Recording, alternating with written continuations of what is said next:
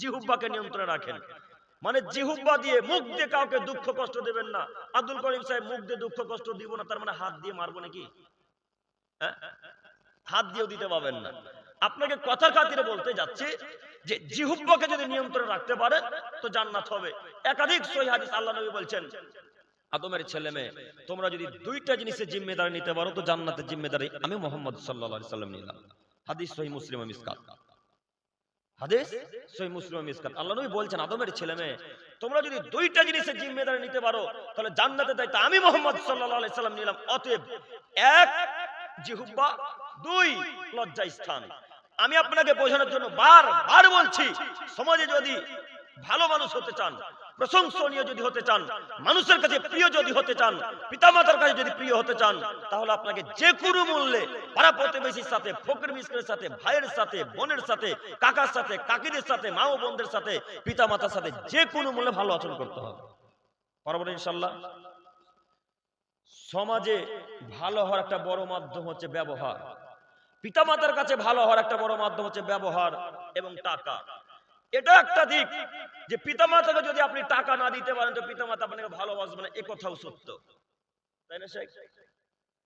পিতামাতাকে যদি টাকা না দিতে পারেন তো পিতামাতা আপনাকে ভালোবাসবে না। আপনারা তিন ভাই, তিন ভাইয়ের মধ্যে আপনি বেশি ইনকাম করেন, ছোট ভাই আর বড় ভাই ইনকাম করতে পারে না, আপনার আব্বু আম্মু আপনাকে বেশি প্রাধান্য দিবে, এটাই দুনিয়া।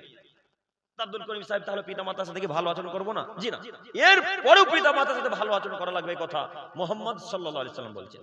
এই জায়গাতে আবারও আসবো, তার আগে আমি জরুরি ভাবে আপনাদেরকে অনুরোধ করে বলতে চাইছি, যদি আপনি পিতামাতার কাছে, গ্রামের লোকের কাছে ভালো হতে চান তাহলে সর্বপ্রথম কি করা লাগবে? জি, সদাচরণ, নম্র আচরণ করা লাগবে। আমার কথা কি বুঝতে পারেন না? আপনাদের কথা আলাদা, আমাদের মত কথার সাথে মিলছে না, আলাদা আলাদা, তাই না? ওই দক্ষিণে যখন চলে যায় তখন মনে হচ্ছে কেমন কেমন কথা বলে, কেমন কেমন কথা বলে না, ওনারা আলাদা আলাদা কথা বলে। কালিয়া চকে যখন যাবেন তখন ঠোঁটঠাতে বলবে। তো আমাদের আপনারা মিলছে আলহামদুলিল্লাহ, তাই না? তো আমার সাথে একটু হ্যাঁ কি না দিবেন। বাংলাদেশের বক্তব্য শোনেননি? হ্যাঁ, গত 2 দিন মানে এই 5 তারিখ বাংলাদেশ থেকে এসেছি, তো ওদের বক্তব্য নীতি হচ্ছে যে আপনি কথা বলেন, সত্য বলেন আর মিথ্যা বলেন, বক্তব্য শেষে ঠিক বলেছেন বলে চেঁচাবেন। দেখেননি আপনারা? তো আমি আপনাকে ওইভাবে চেঁচাতে বলছি না, আমি শুধু বলতে চাইছি, কথা বুঝতে পারছেন কি? জি আলহামদুলিল্লাহ, এতটুকু। আমি এমন তেমন চেঁচা পছন্দ করি না। একটু আমার দিকে তাকান, একটু এবার আমার দিকে লক্ষ্য করেন। কিয়ামতের মাঠে আল্লাহ সুবহানাহু ওয়া তাআলা যখন নেকিকে ওজন করবেন তখন সব থেকে যে নেকিটা ভারী হবে তার নাম হচ্ছে সদাচরণের নেকি, তার নাম হচ্ছে ভালো আচরণের নেকি। আব্দুল করিম সাহেব, সব থেকে ভারী নেকি হবে, প্রমাণ আছে তো? প্রমাণ আছে বলতে দিতে পারবেন তো? জি, প্রমাণ আছে বলে তো জটিল ও কঠিন ভাবে বলা। আপনাকে প্রমাণ পেশ করে আমি বক্তব্য রাখার চেষ্টা করি। একটু আমার দিকে তাকান। আবু দারদা রাদিয়াল্লাহু তাআলা আনহু থেকে বর্ণিত, তিনি বলেন রাসূল সাল্লাল্লাহু আলাইহি সাল্লাম বলেছেন, ইন্নাস কালা শাইইন ইউজাউ ফি মিজানিল মুমিনিন খুলুকুন হাসান। আদমের ছেলে মেয়ে শোনো, কিয়ামতের মাঠে আল্লাহ সুবহানাহু ওয়া তাআলা যখন নেকিকে ওজন করবেন, নেকি, কিয়ামতের মাঠে আল্লাহ সুবহানাহু ওয়া তাআলা যখন নেকি ওজন করবেন, আমলকে ওজন করবেন, তখন সব থেকে যে নেকিটা ভারী হবে তার নাম সদাচরণের নেকি, নম্র আচরণের নেকি, ভালো আচরণের নেকি। একটু আব্দুল করিম সাহেব কথা কেমন বলছেন, আমরা আলেম ওলামায়ে কেরামের মুখে শুনেছি, সবথেকে দামি ইবাদত, সবথেকে পাওয়ারফুল ইবাদত, সবথেকে শক্তিশালী ইবাদতের নাম হচ্ছে দান। দান এত পাওয়ারফুল ইবাদত, দান এত শক্তিশালী ইবাদত। একটু আমার দিকে তাকান। আপনার আব্বুর কবরে আযাব হচ্ছে, যদি এখন আপনার আব্বুর নামে 10 টাকা, 500 টাকা, 100 টাকা, 1000 টাকা দান করেন তো আপনার আব্বুর কবরে আযাব সঙ্গে সঙ্গে মাফ। আল্লাহু আকবার। দান এত ক্ষমতা রাখে, দান এত শক্তি রাখে।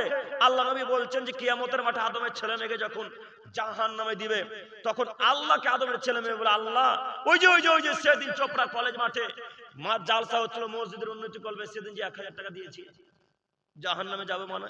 তখন আল্লাহ বলেন, প্রমাণ, এ তো আল্লাহ দান, আসাদগত বুরহান, দান হচ্ছে আমার দলিল। আল্লাহ এই যে দেখেন না, সেদিন আমি দান করেছি। তখন আল্লাহ বলবেন, যা এখন জান্নাতে যা। কথা বুঝাতে পারিনি মনে হয়। এত পাওয়ারফুল, এত শক্তিশালী ইবাদত, সালাত দিয়ে আব্বুর কবর আযাব সঙ্গে সঙ্গে মাফ করাতে পারবেন না, হজ দিয়ে আব্বুর কবর আযাব সঙ্গে সঙ্গে মাফ করাতে পারবেন না, সিয়াম দিয়ে আব্বুর কবর আযাব, আম্মুর কবর আযাব সঙ্গে সঙ্গে মাফ করাতে পারবেন না। যদি বাপের কবরের আযাব, মায়ের কবরের আযাব, ভাই বোন আত্মীয় স্বজন স্ত্রীদের কবর আযাব যদি মাফ করাতে হয় সঙ্গে সঙ্গে, তাহলে কি দিয়ে মাফ করাতে হবে? দান দিয়ে। এত পাওয়ারফুল শক্তিশালী ইবাদত, এই ইবাদতকে আল্লাহ তাআলা দানকে এক পাল্লায় রাখবেন, আর এক পাল্লায় রাখবেন সদাচরণ নেকিকে। দুইটা নেকিকে দুই পাল্লায় যখন রাখবে, তখন সব থেকে যে নেকিটা ভারী বলে বিবেচনা করা হবে তার নাম সদাচরণের নেকি, নম্র আচরণের নেকি, ভালো আচরণের নেকি। ভালো আচরণের নেকি যত ভারী হবে কিয়ামতের মাঠে, পৃথিবীতে কোন ইবাদত কোন কর্ম তত ভারী হবে না কিয়ামতের মাঠে, কথা মুহাম্মদ সাল্লাল্লাহু আলাইহি সাল্লাম বলেন। আব্দুল করিম ভাই হিসাব করে কথা বলিয়েন, আমরা আরো হাদিস জানি। আল্লাহ নবী বলেছেন যে কেউ যদি হজ করে আর হজ যদি আল্লাহ সুবহানাহু ওয়া তাআলা কবুল করে নেন, তাহলে ওই লোকটা হয়ে গেল সেই দিনের মতো যেদিন তার মা তাকে জন্ম দিয়েছে। আল্লাহ, তার মানে ওই লোকটার পাপ আর নেই, ওই লোকটা এখন শিশু অবস্থায় চলে গেছে, তার আবার নতুন করে পাপ নেকি লেখা শুরু হবে। কথা বুঝেননি? হজ যদি কবুল হয়ে যায়, ওই লোকের পাপ থাকে না, কথা মুহাম্মদ সাল্লাল্লাহু আলাইহি সাল্লাম বলেছেন। এত দামি ইবাদত তার নাম হজ, এত পাওয়ারফুল শক্তিশালী ইবাদত তার নাম হজ। এর পরেও আল্লাহ সুবহানাহু ওয়া তাআলা যখন দুইটি ইবাদতকে কিয়ামতের মাঠে ওজন করবেন, দুইটি ইবাদতকে আল্লাহ সুবহানাহু ওয়া তাআলা যখন কিয়ামতের মাঠে ওজন করবেন, তখন সবথেকে যে নেকিটা ভারী হবে তার নাম সদাচরণের নেকি, নম্র আচরণের নেকি, ভালো আচরণের নেকি। আমি যদি আপনাকে বোঝাতে না পারি তাহলে আমি কি করব আমি বুঝতে পারি না। তারপরেও আপনাকে বলি, পৃথিবীতে ইবাদতের জগতে সবথেকে ভারী ইবাদতের নাম কি? সদাচরণ, নম্র আচরণ। এর মতো ভারী ইবাদত পৃথিবীতে নেই। অথচ ইবাদতের জগতে একটা ভিন্ন ধরনের আশ্চর্য ধরনের ইবাদতের নাম হচ্ছে সালাত, নামাজ। ইবাদতের জগতে সবথেকে ভিন্ন ধরনের আশ্চর্য ধরনের ইবাদতের নাম হচ্ছে সালাত। যে কোনো মানুষের সুবিধাও বোঝে না, অসুবিধাও বোঝে না। কি করছেন না করছেন, মাঠে কাজ করছেন না ট্রেনের উপরে আছেন, না প্লেনে আছেন, না গরু গাড়িতে আছেন, না বাসে আছেন, না ট্রাকে আছেন, কোথায় আছেন, কি করছেন তার দেখার কোনো বিষয় নেই। হাসপাতালে আছেন না কোথায় আছেন, কিচ্ছু দেখতে পারে না সে, তার নাম কি? সালাত। যদি সময় হয়ে যায় তাহলে আপনাকে সালাত আদায় করতে হবে, একথা মুহাম্মদ সাল্লাল্লাহু আলাইহি সাল্লাম বলেছেন। এত ভিন্ন ধরনের ইবাদত, এত পাওয়ারফুল ইবাদত, যে কোনো মানুষের সুবিধাও বোঝে না, অসুবিধাও বোঝে না। যতক্ষণ পর্যন্ত মানুষের ব্রেন মস্তিষ্ক আছে, যতক্ষণ পর্যন্ত পাগল হয়ে যায়নি, ততক্ষণ পর্যন্ত তাকে সালাত আদায় করতে হবে। এখানে একটা কথা বলি, আজকে আপনারা মসজিদ তৈরি করেছেন, আলহামদুলিল্লাহ, খুব ভালো কথা। আল্লাহ আপনাদের মসজিদকে কবুল করুক, সকলে বলি আমিন। সম্মানিত মুরব্বী সাহেব, সম্মানিত তিনি ভাই, এখানে অনেক কাপুরুষ বসে আছে যারা এখন পর্যন্ত সালাত আদায় করে নাই, মনে হয় কথা ভুল হয়ে গেল। হ্যাঁ, কত মানুষ এখানে এখন পর্যন্ত বসে আছে যারা সালাত আদায় করে না। এবার আপনাকে বলি যে আল্লাহর নবী বলছেন পৃথিবীতে যেখানে যারা মুসলিম হিসেবে বসবাস করছে তাদেরকে যে কোনো মূল্যে 5 ওয়াক্ত সালাত আদায় করতে হবে, যতক্ষণ পর্যন্ত ব্রেন ঠিক আছে, যতক্ষণ পর্যন্ত মস্তিষ্ক ঠিক আছে। তার মানে পাগল হয়ে যায়নি। সালাত কাদের লাগে না বলেন তো দেখি একবার, কথা আমার মানে বুঝতে পারেন না। সালাত কাদের লাগে না? পাগলদের সালাত লাগে? পাগলদের সালাত লাগে না। সালাত বললে কষ্ট হচ্ছে না? নামাজ বলো বারবার। পাগলদের নামাজ লাগে না, হিন্দুদের নামাজ লাগে না, খ্রিস্টানদের নামাজ লাগে না, ইহুদিদের নামাজ লাগে না, সাঁওতালদের নামাজ লাগে না, বৌদ্ধদের নামাজ লাগে না। এবার আমি আপনাকে বলি, এই চোপড়া কলেজ পাড়াতে যারা মুসলমান হিসেবে বসবাস করছে এখন পর্যন্ত যারা সালাত আদায় করে না, এরা কি তাহলে হিন্দুদের চাইতো খারাপ? এরা কি তাহলে খ্রিস্টানদের চাইতো খারাপ? এরা কি বেধর্মীদের চাইতো খারাপ? এরা কি সাঁওতালদের চাইতো খারাপ?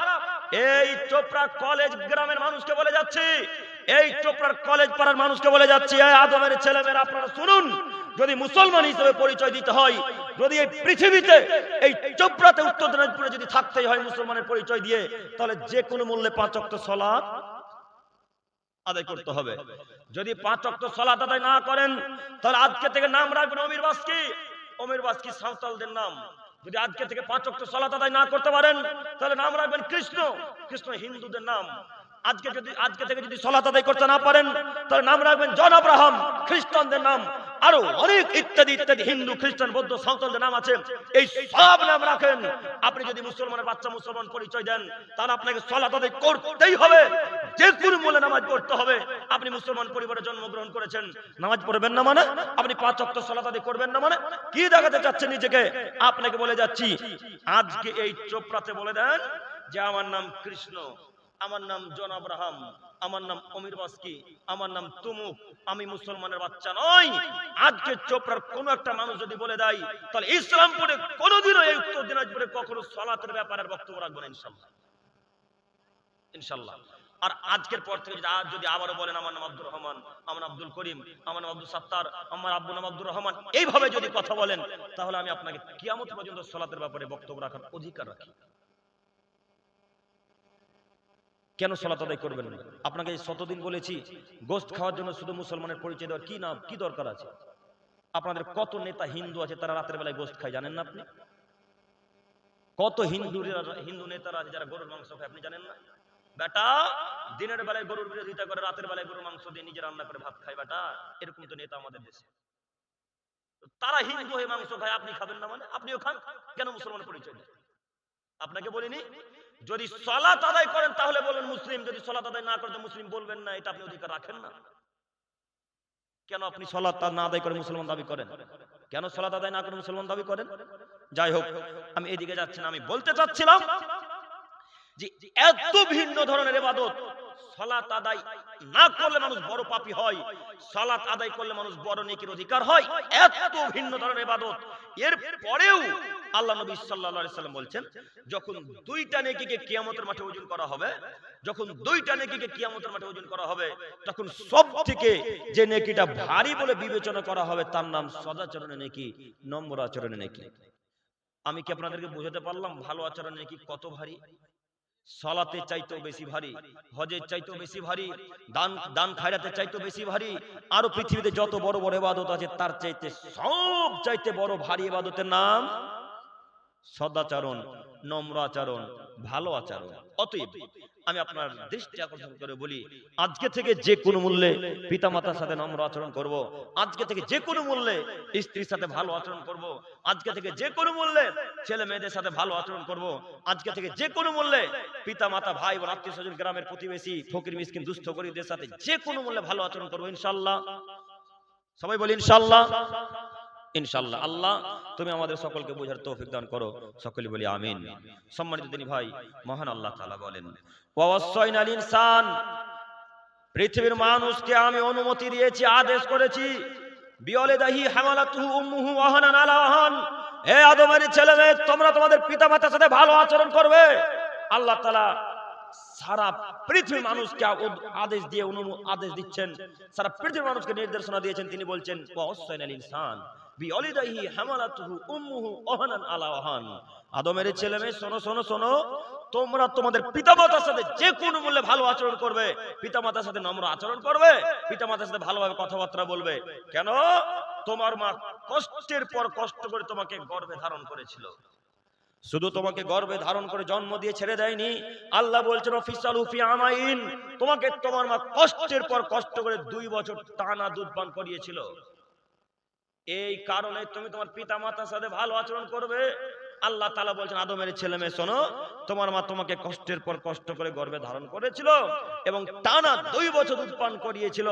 এই কারণে তুমি তোমার পিতামাতার সাথে ভালো আচরণ করবে। আনিশকুরলি ওয়ালিদাইকা ইলাইয়াল মাসির, আমার তো শুকরিয়া আদায় করবেই, আমার তো শুকরিয়া আদায় করবেই, তোমরা তোমাদের পিতামাতাদের শুকরিয়া আদায় করবে। মনে রাখো আদমের ছেলে মেয়ে, তোমরা যে যা কর্ম করো না কেন, তোমরা যে যাই কর্ম করছো করো না কেন, আমার কাছে তোমাদের সবাইকে ফিরে আসতে হবে। এতে কোনো সন্দেহ আছে? আমাদের সবাইকে আল্লাহ তাআলার নিকটে যেতে হবে, এতে কোনো সন্দেহ নেই। এই জন্য আপনাকে বলি, পিতামাতার সাথে কেন খারাপ আচরণ করেন, একটু মাথাতে কথা রাখবেন যে আপনাকে আপনার আম্মু, আমার আম্মু কষ্টের পর কষ্ট করে টানা 9 থেকে 10 মাস পেটে রেখেছেন, কত কষ্ট